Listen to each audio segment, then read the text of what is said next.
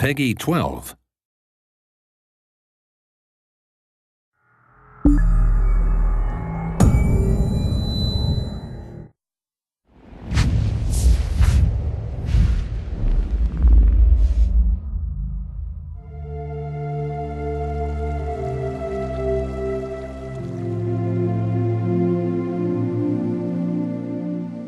With the Elder Scrolls Online, we're bringing two different groups of players together. We got the Elder Scrolls crowd, which is used to great games like Skyrim and Oblivion and Morrowind and the older games. And then we have the MMO crowd, which is used to all the great MMOs from the last 15 years. We're bringing them all together into one great game, and we're really excited to tell you about it.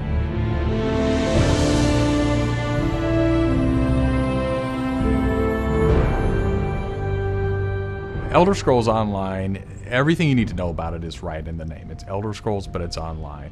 And when the team set out, they wanted to create strategic real-time combat.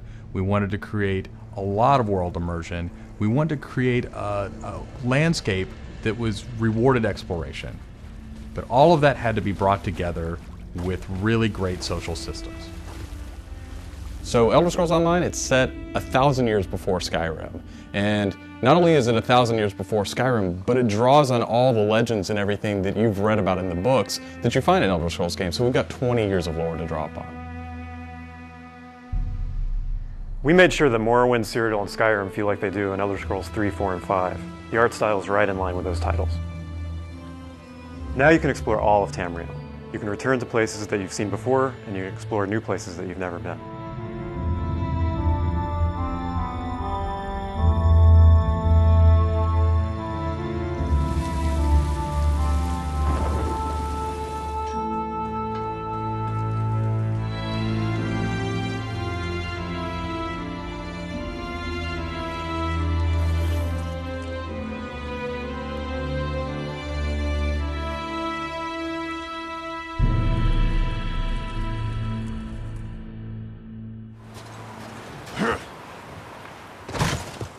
This is an Elder Scrolls combat system. Moving your mouse will make you look around and aim your weapon. You can tap your left click to attack, hold it to power, hold your right click to block, and of course, sprinting, crouching, and sneaking around play a role.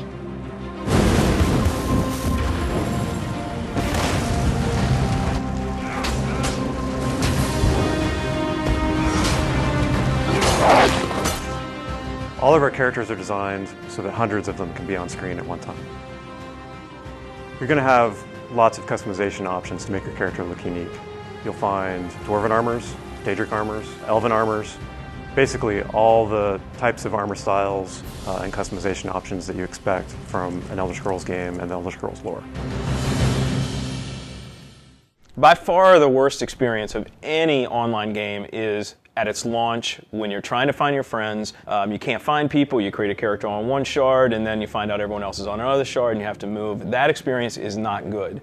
So we are not going to have shards. We have a technology we call Mega Server, where all players are on one server. So all your friends are right there, you just create a character, you click play, and you go.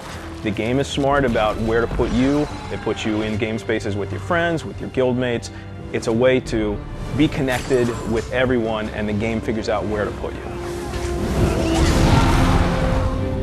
So with Elder Scrolls Online, one of the big things is that you'll be able to get together with your friends and overcome obstacles. So things like public dungeons, heroic dungeons, but most importantly, when you participate with your friends or even just with strangers, you're not competing for resources. You're all working together to overcome something, and you get equal credit for that. As a player, you're able to start off by picking one of 9 races. You'll be able to pick a class, so that's just the start though.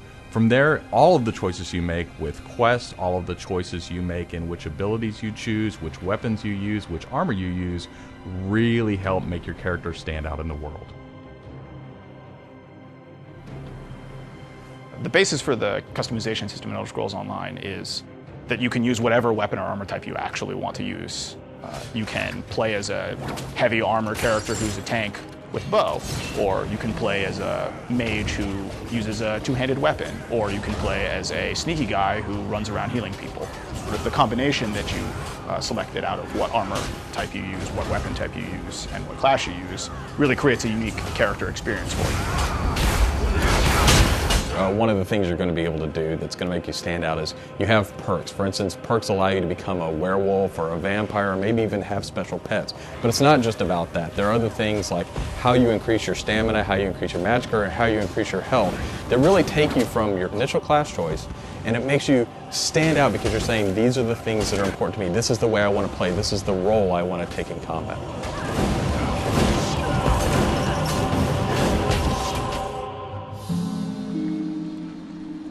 Questing in Elder Scrolls Online was built around a pretty simple concept, and that was that we wanted the player to explore.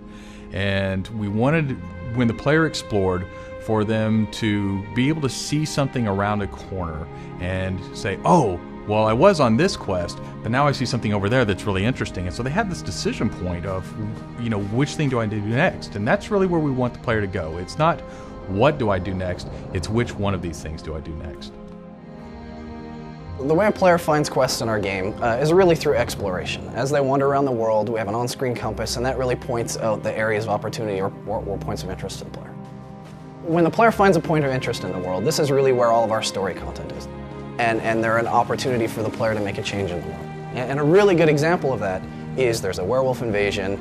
When the player gets there, they fend off the werewolf invasion, they save the town, and every time you come back to that village, you'll be remembered and thanked by the villagers. The werewolves will be gone just like you would have in Oblivion as the hero of Clutch. Once you hit level 50, that's really where the game opens up. At this point, you're going into Cyrodiil to PvP, or you're deciding you want to go on a heroic raid with your guild and your friends, or maybe you might go into an adventure zone, which is our way of getting you into a zone where you can play solo, you can play with a small group, or you can play with a really large group to overcome obstacles.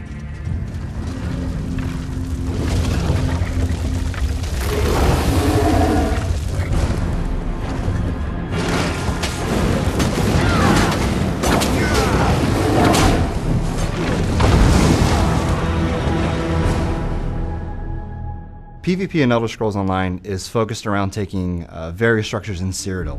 If you remember Cyrodiil from Oblivion, the space is very large, and that's a perfect setting for having three alliances fight each other. During this timeline, Imperial City is up for grabs, and there's no Emperor, so players are going to be fighting using trebuchets, catapults, all kinds of weaponry to take and hold keeps, structures, and resource fixtures around the keep to actually give the opportunity to crown one of themselves as an Emperor.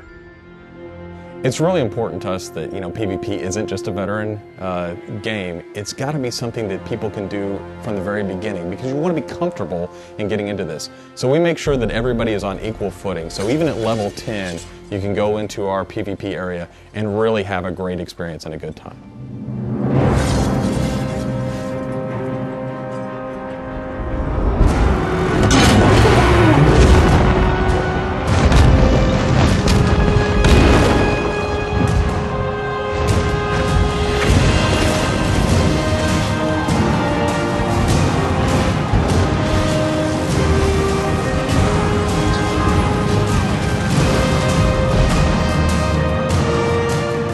With a game the size of the Elder Scrolls Online, it's really hard to, in one demo, one presentation, one video, to list everything about the game.